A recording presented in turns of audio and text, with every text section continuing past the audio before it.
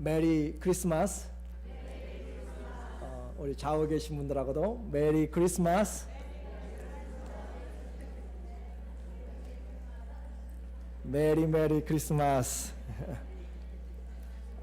오늘은 성탄주일 말씀을 통하여서 크리스마스의 과거, 현재, 미래에 대하여서 말씀을 같이 나누려고 합니다.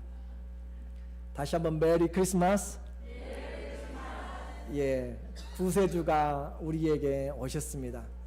그 무엇과도 바꿀 수 없는 그 가장 기쁜 유앙겔리온 굿뉴스 복음이 우리에게 온 것이 바로 예수님의 오신 것이죠. 우리는 예수님이 이 땅에 오시는 그 사건, 주님이 이 땅에 오시는 이것이 역사라고 했습니다. 그것이 우리가 살아가는 시간이었고, 우리가 행하는 모든 이벤트나 일이 전부 다 주님의 오심으로 연결되어야 우리의 삶이 의미가 있음을 보았습니다. 마태복음 1장 1절부터 17절까지 이어지는 아브라함과 다윗의 자손 예수 그리스도의 세계, 그 모든 마태복음에 나타나는 그 사람들이 전부 다 누구를 낳기 위해서 살았어요? 예수님을 낳기 위해서 살았습니다. 잊어버리면 안 돼요. 아브라함이든지 다윗이든지 누구든지 다 예수님을 낳기 위해서, 예수님이 오시는 길을 위하여서 살았다. 그래서 구약의 전 역사가 바로 주님 오시는 길을 예비한 인생이었고 시간이었고 사건이었습니다. 그것이 성경이 우리에게 말하는 삶입니다. 이와 같을진데 우리는 매번 맞이하는 크리스마스를 어떻게 생각하고 있습니까? 어린 아이일 때는 선물 받는 것이 가장 큰 기대가 될 것이에요. 요즘은 주님의 은혜로 선물 주는 것이 아니라 산타클로스가 선물 주는 것으로 그렇게 가장을 해서 아예 예수 그리스도보다는 더 산타클로스 중심으로 그렇게 바꿔져 버린 모든 광고와 삶의 모습입니다. 또 어른들은 이런 크리스마스를 할러데이로 이제는 바꾸어서 음식 만들고 함께 그렇게 준비하고 하는 그런 삶으로 되었습니다. 어른이 되어서 또 신앙생활을 몇 년, 몇십 년 하면서 크리스마스는 과연 내게 어떤 의미인가 한번 진지하게 생각해 볼 필요가 있습니다.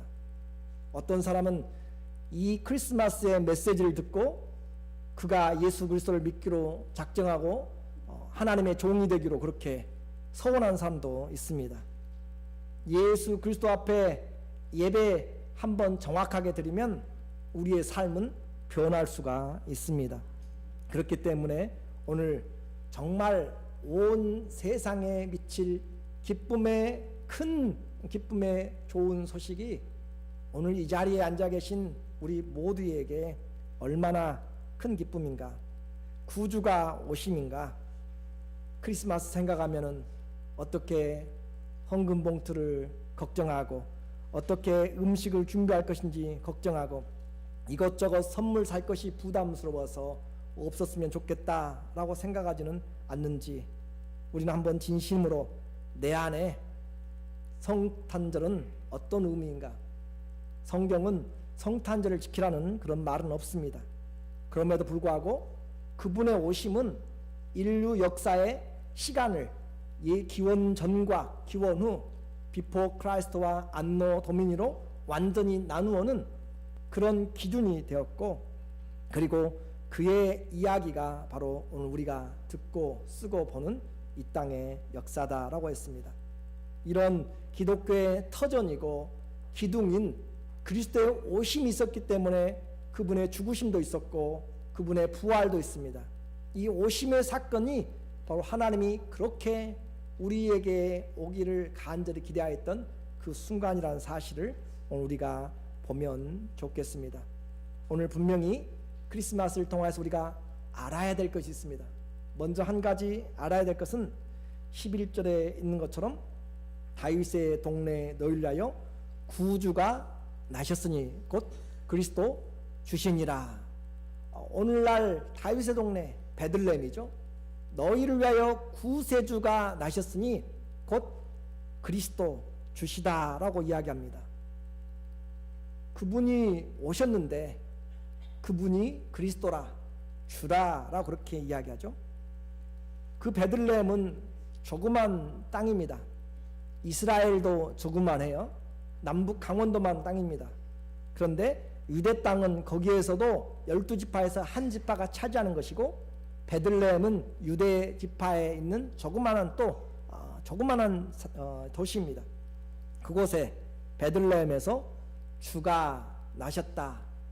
유대 땅 베들레헴의 그 작은 땅에 났지만 그것은 온 백성에게 미칠 가장 큰 기쁨의 소식을 가지고 있는 땅이었습니다. 오늘날에도 유대교도 또 캐톨릭도 우리 개신교도 전부 다 그곳에 가서 그 자리를 또 성지 순례기도 합니다.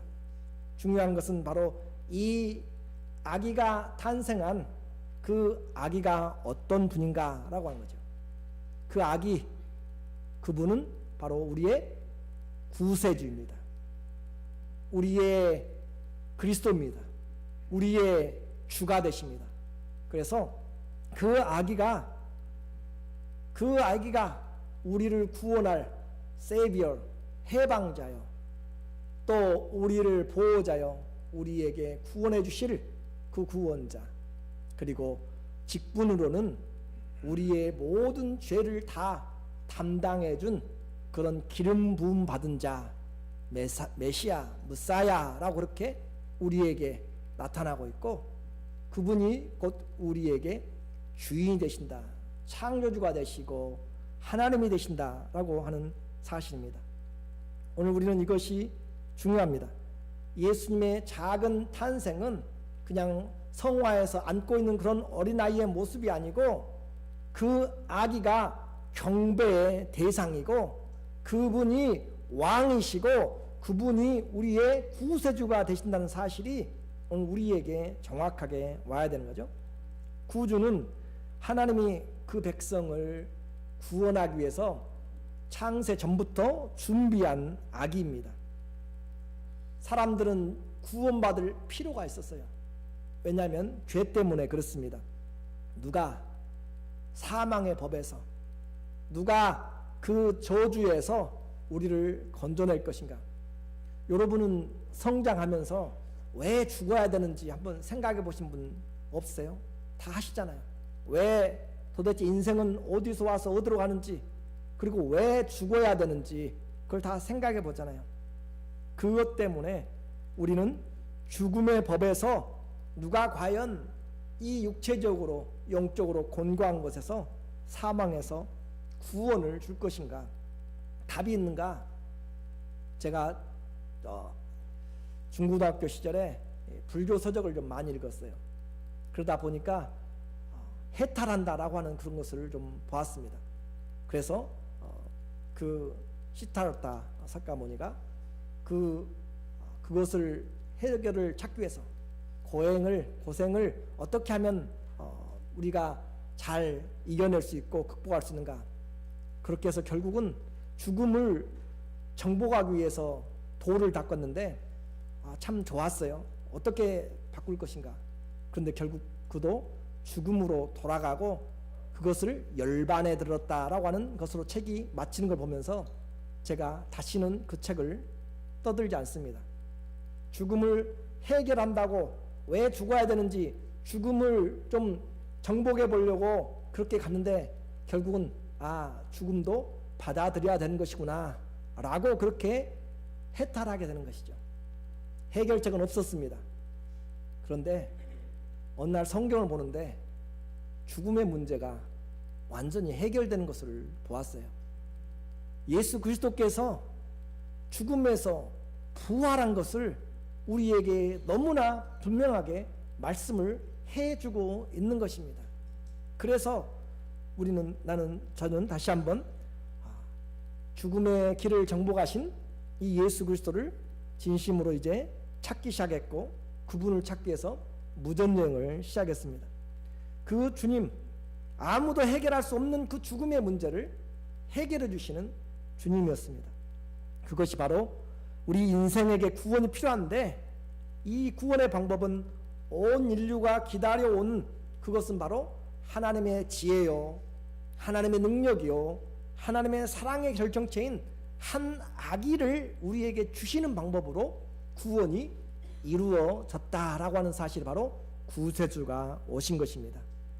그리스도, 그분은 기름 부음 받은 자인데 구약에서는 왕에게 기름을 부었고요, 선지자에게, 제사장에게 기름을 부었습니다. 구별시킨 것이죠. 그래서 그가 우리의 왕과 제사장과 선지자로 기름 부음을 받고 하나님이 약속한 그분이 바로 메시아다, 그분이 바로 그리스도다, 그분만이. 그래서 사도행전 18장 5절에 보면 실라와 디모데가 마게도냐에서 내려오매 하나님의 말씀에 바울이 하나님의 말씀에 붙잡혀 유대인에게는 예수는 그리스도라, Jesus is the Christ, 그것을 그들에게 설명을 하고 있습니다. 다른 사람이 그리스도라라고 이야기하는 것은 바로 이단이요, 잘못된 것입니다. 바로 예수가 그리스도라, 성경에서 그렇게 예수가 우리에게 기름 부음 받아서 죄를 해결해 주실 바로 그 무사야다라고 그렇게 이야기를 하죠. 그리고 18장 28절에도 이는 성경으로서 예수는 그리스도라 증거하여 공중 앞에서 유력하게 유대인의 말을 이기미르라. 예수가 바로 약속한 메시아입니다. 예수님 외에 천하인간의 다른 그리스도는 없습니다. 그렇기 때문에 우리는 그리스도, 그분이 오셨기 때문에, 약속한 그분이 오셨기 때문에, 하나님이 약속한 그분이 오셨기 때문에 기쁨의 큰 소식이죠. 또 그분이 주가 되십니다. 모든 것의 주인이요, 또 만물의 창조주요, 만왕의 왕이신, 모든 것의 주가 되신 그리스도, 그 아기가 우리에게 낳습니다. 그분은 모든 것을 가지신 구주셨고 또 그리스도였고 주셨습니다. 그 주님을 이사야 선지자는 어떻게 말하죠? 이사야서 9장 6절을 보시면 이는 한 아기가 우리에게 낳고 한 아들을 우리에게 주신 바 되었는데 그 어깨에는 정사를 메었고 그 이름은 기묘자라, 모사라, 전능하신 하나님이라, 영존하신 아버지라, 평강의 왕이라 할 것임이라. 이것은 그 주님 한 아기입니다. 베이비예요. 근데 그 아들은 선입니다. 아들입니다. 그 아들이 바로 우리에게 주신 바 되는데 이름이 기묘자라, 기묘자, 원더풀 그렇게 이야기하는데 원래는 이 기묘자는 페레입니다. 히브리어는 페레로 기적, 불가사의한, 경이로운, 도무지 그분의 이름을 우리가 알 수 없는 불가사의한, 경이로운 그런 분이시다라고 그렇게 인크레디블한 그런 분이시죠. 그분이 우리에게 오셨는데 그분이 바로 한 아기가 누구였어요? 예수 그리스도였습니다. 예수 그리스도가 오셨는데 그분이 아기요, 아들이요, 기묘한 분이시요, 또 모사, 지혜의 왕이시요, 그분이 아기가 어떻게 전능하신 하나님이 되세요. 피조물이 어떻게 하나님이 되신 분이시고 창조주가 되시고, 아들이 어떻게 아버지가 되세요. 영존한 everlasting father, 영원하신 아버지가 되시고 평강의 왕이 되십니다. Prince of Peace. 그래서 주님이 우리에게 이와 같은 분으로 우리에게 오신 것, 온 우주에 우리의 지혜로 지각으로 이해하기 힘든 하나님의 경영이고 구원의 마스터 플랜입니다. 하나님께서 우리에게 주신 이 구원은 금과 은으로 어떤 권세로 한 것이 아니고 하나님 자신을 우리에게 내어 줌입니다. 저와 여러분을 구원하기 위해서 누가 오셨는가? 하나님 자신이 오셨다 하는 것이 오늘 이 세상에서 금옥과도 바꿀 수 없는 가장 큰 기쁨입니다. 나를 위해서 하나님 자신이 오셨습니다. 나를 위해서 창조주가 피조물이 되셨습니다. 나를 위해서 죽으시기 위하여서 그분이 이 땅에 구유에 나셨습니다. 나와 하나 되기 위하여서 그분이 나신 날이 우리가 말하는 크리스마스입니다. 나를 사랑해서 자신의 모든 영광과 권세를 다 포기하고 우리에게 낳고 천한 이 땅에 오신 것이죠. 값싼 사랑이 아닙니다. 무능력한 희생이 아닙니다. 그 사랑을 조금이라도 아는 자들은 저 동방에서부터 그들은 왕복 6개월이 넘는 그 길을 목숨을 담보로 하고 또 재산을 투자해 가면서 왕이신 그 아기께 경배하러 동방에서부터 유대 베들레헴까지 여행하였습니다. 오늘 본문에서도 첫 번째 이제 크리스마스를 맞이하는 사람들입니다. 천사들이 목자들에게 말합니다. 그런데 왜 하필이면 목자들일까요? 어떤 사람들은 이야기합니다. 8절에 보니까 그 지경에 목자들이 밖에서 밤에 자기 양떼를 지키더니 밤늦게까지 성실하게 추운데 그렇게 고생하고 있으니까 그 사람들에게 주님이 나타났다라고 그렇게 설명하는 사람도 있습니다. 그러나 그것도 합당하지 않습니다. 유대 민족 중에서 직업 중에서 이 목자들은 셰퍼드 이 사람들은 좋은 잡이 아니에요. 그들은 천민 중에 하나입니다. 그래서 랍비 그 문서에들 보면은 그 사람들은 법정의 증인들로 설 수도 없다라고 하는 그런 표현들도 나와요. 그러니까 그와 같이 천한데 그런 사람들 직업이 천하다고 밤에 열심히 일한다고 해서 천사들의 방문을 받고 메시아의 탄생을 처음 들었다라고 하는 것은 그러면 부자들에게는 감추어진 소식이 됩니다. 합당하지 않습니다. 낮에 열심히 일하고 밤에 잠자는 자들에게는 그러면 그것도 합당하지 않습니다. 그래서 다른 사람들은 이렇게 해석합니다. 배우지 못했기 때문에 천사에게 받은 메시지를 가감없이 그대로 전한다. 그래서 어떤 사람들 이야기하죠. 무식하니까 앞뒤 잴 거 아니고 그냥 들은 그대로 직설적으로 이야기한다 라고 그렇게 표현하는 것과 같은 것입니다.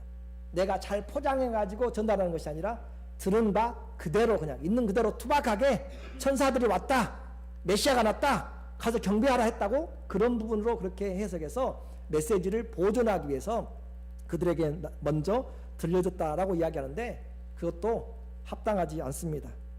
오늘 본문에서 해답을 찾아보면 14절입니다. 지극히 높은 곳에서는 하나님께 영광이요 땅에서는 어떤 사람이에요? 기뻐하심을 입은 사람들 중에 평화로다. 하나님께 하늘에서는 영광이지만 예수 그리스도의 탄생이 모든 사람들에게 평화, 피스가 그렇게 되는 것이 아니다. 누구에게 평강이라고 했어요? 기뻐하심을 입은 자, 더 정확하게는 하나님의 기뻐하심을 입은 자들에게 평강이 있다라고 합니다. 그것이 오늘 우리에게 해결의 중요한 메시지입니다. 예수님의 탄생은 아무에게나 평화가 아니에요. 누구에게 평화예요? 하나님의 기뻐하심을 입은 자들에게 평강이 됩니다.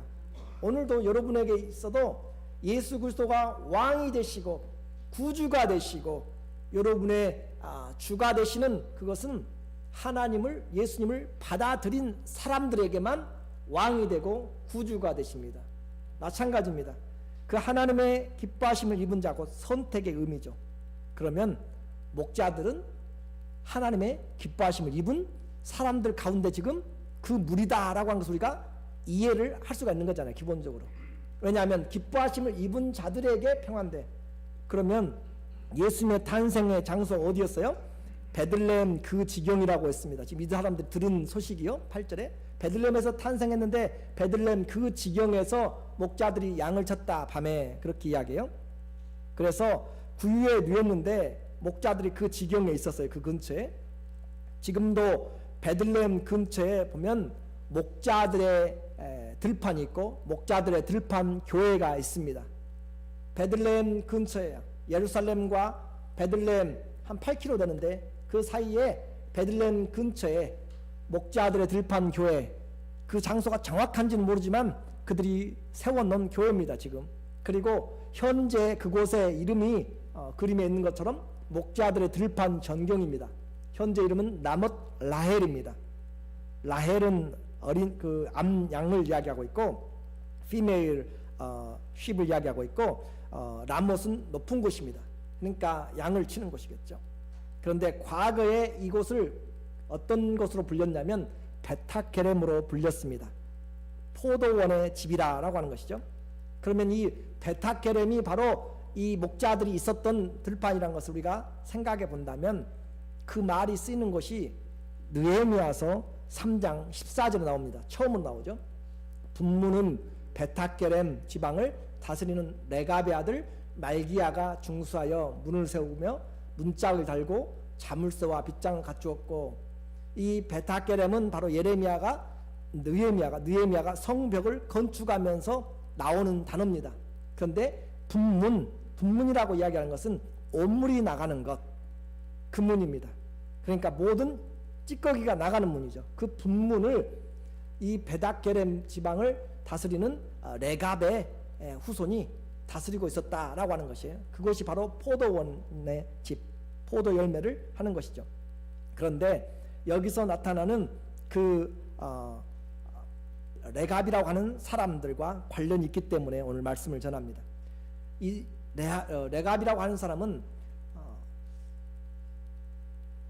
예레미야서 35장에 이 사건을 자세하게 이야기를 해요. 아합이라고 하는 사람이 북이스라엘 왕이었습니다. 그가 왕일 때 바알을 아주 크게 우상을 섬겼어요. 그때 예후라고 하는 그 사람을 하나님이 택해서 바알 선지자들을 죽이도록 그렇게 한 사건이 있는데, 그때 도와줬던 사람이 누구냐면 이 레갑의 아들 여호야답입니다. 여호나답이 그 사람을 도와서 우상들을 다 처리를 하고 죽였어요. 그 후손이 바로 레갑, 여호나답의 아들인데, 후손들인데, 그래서 지금 이 예루살렘이 멸망을 하게 되었어요. 하나님의 말씀을 전하여도 듣지 않습니다. 그래서 하나님이 예레미야에게 이야기합니다. 야, 왕하고 또 지도자들하고 그 사람들을 불러 모아서 성전 한 방에다가 지금 이 레갑의 후손들을 데려다가, 레갑의 후손들은 목자들이에요. 천한 사람들, 그 사람들을 성전 한쪽 문에 데려다 놓고 그 사람들에게 데려다 놓고 포도주를 주면서 먹여봐라 라고 그렇게 이야기를 해요. 지금 마치 우리 저 방에서 쳐다보고 있는 것처럼 이 자리에 지금 농사도 아니고 양을 치는 그 레갑 자손들을 모아다 놓고 왕과 고관들이 지켜보는 가운데, 제사장들이 지켜보는 가운데 이 레갑 자손들에게 예레미야가 포도주를 따라가지고 줍니다. 성전에서. 그때 그들이 대답하는 말이에요. 그 사람들이 우리가 레갑의 아들 우리의 선조 요나답이 우리에게 명한 모든 말을 순종하여 우리와 우리 아내와 자녀가 평생에 뭘 마시잖아요? 포도주를 마시지 아니하고 거처할 집도 짓지 아니하고 포도원이나 밭이나 종자도 두지 아니하고 장막에 거처하여 우리 선조 요나답의 우리에게 명한 대로 다 준행하였노라. 우리는 포도주를 마실 수 있다 없다요? 마실 수 없다. 그렇게 지금 이야기를 합니다. 그걸 지켜보고 있는 왕과 다른 사람들은 지금 그걸 다 보고 있는 것이에요. 이 사람들보다 벌써 이 요나답은 400년 전에 그들의 앤시스터입니다. 400년 전에 한 조상의 유언을 400년 후에 사람들이 그걸 지키기 위해서 포도주를 마시잖아요. 포도 농사를 짓잖아요. 거할 집을 짓지 않고 장막에 거처하면서 목축을 합니다. 생각 한번 해보세요. 시대가 바꿔지고 400년 지났는데 그들은 그 조상의 말을 듣기 위해서 편리함과 그 모든 것을 다 포기하고 살아가요. 특별히 왜 포도를 마시지 않는가? 포도주를 마실 때 그들이 가장 우상 숭배하는 바알과 아세라와 우상 숭배할 때 가장 기본적으로 많이 마시게 되고 거기에 들어가는 것이 바로 포도주로 관계된 것입니다. 그래서 우상 숭배와 연관이 되는 포도주는 아예 끊겠다라고 끊으라고 그것을 자기 조상 여호나답이 이야기를 하였기 때문에 그들은 그것을 아예 마시지도 않고 그것을 쓰지도 않는다라고 그렇게 말씀을 하고 있는 사실입니다. 그걸 보고 그들에게 하나님께서 약속하신 것이 있어요. 이들은 우상을 섬기지 않기 위해서 그것도 마시지 않고 또 그것과 그 포도원의 집이라고 하니까 그 베닷게르면 얼마만큼 포도원이 많겠어요? 그런데 그곳에 농사도 짓지 않고 집도 짓지 않고 장막에 거한다라고 하면서 천한 세상이 주는 그 유익들을 다 포기하고 조상과 하나님의 믿음을 따라서 지금 살아가고 있는 그들이 바로 베닷게렘에 오늘 여기에 라못 라헬에 있는 목자들의 모습이 바로 그 모습이 아닌가, 그것을 이야기하는 것이죠. 왜냐하면 그 19절에 보니까 우리에게 그러므로 나 만군의 여호와가 이스라엘의 하나님이 이같이 말하노라. 레갑의 아들 요나답에게서 내 앞에 설 사람이 끊이지 아니하리라. 하나님 앞에 설 사람이 끊이지 않는다는 것은 바로 이 말은 오메드 레파나이, 그래서 제사장의 직무에 쓰이는 단어입니다. 레위 지파를 도와서 시종드는 그런 사람들을 말하게 되는 것이죠. 하나님의 성전에서 일할, 그리고 이 약속을 지켜가면서 그들은 하나님 앞에 언제든지 설 준비를 하면서 살아가고 있었다라고 하는 것이에요. 그렇기 때문에 그런 약속을 통하여서 첫 번째 크리스마스의 경배의 영광은 조상들의 말씀에 충실한 목자들의 삶, 곧 하나님이 기뻐하시는 삶을 살았던 자들의 그들에게 첫 번째 크리스마스의 경배의 영광이 찾아왔다라고 하는 것이 바로 그 기뻐하심을 입은 자, 하나님이 기뻐하시는 믿음을 가진 자들에게 주님이 주고 있는 것이 가장 맞지 않는가라고 그렇게 볼 수가 있는 것입니다. 그들의 행위를 보니까 그들이 어떻게 했어요? 듣자마자, 그들이 그 복음을 듣자마자 듣고 아기를 찾아갔습니다. 찾아가서 아기에게 경배하고 그들은 다시 찬양하고 하나님께 영광을 돌리고 돌아갔다라고 그렇게 말합니다. 오늘 우리에게 세상에서는 볼품없는 이 사람들입니다. 그곳에 살아가는 이 레갑의 족속은 원래 유대인도 아니에요. 이스라엘 사람도 아니고 모세의 장인 이도의 후손입니다. 겐 자손이에요.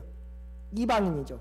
이방인들이 세상의 유익보다는 하나님의 말씀을 지키기 위하여서 세상이 요구하는 것들을 다 포기하고 400년 전에 이야기한 것을 지키기 위하여서 또 예수님 당시까지 하면 거의 1000년이 지나가도록 그 약속을 지켜가면서 자기의 처소를 짓지 않고 거처를 텐트를 쳐가면서 유목하는 그들에게 주님이 나타나는 것이 무엇이 이상한가? 우리는 내 앞에 설 자가 끊어지지 않는다라고 하는 믿음을 보게 됩니다.